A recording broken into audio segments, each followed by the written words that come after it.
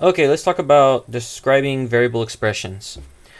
If we're given in algebra, if we're given 8 and a y and they're right next to each other, and you don't see a times operation or a dot, it just means multiplication. It just means 8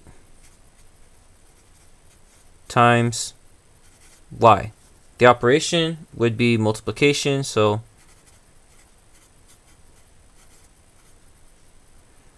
can't really fit that in there.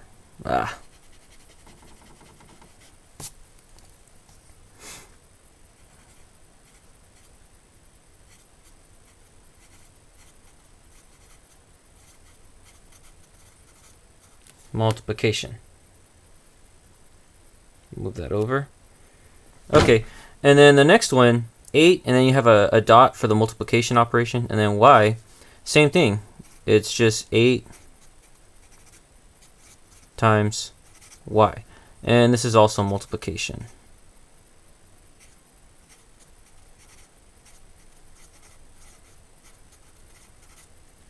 And then if you see an 8 in parentheses, and then next to a number or a variable, such as y in parentheses, basically any number and any variable, or two numbers, as long as they're in parentheses, that's multiplication, so it's the same thing.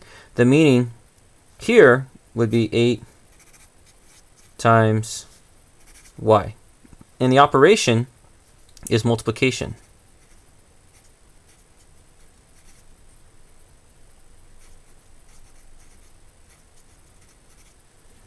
Okay, so let's go ahead and go down a little bit. And let's look at some other expressions that we could end up with. We could get something like this. 16 over b. And really, the meaning for that one is 16 divided by b. So the operation we're dealing with here is division.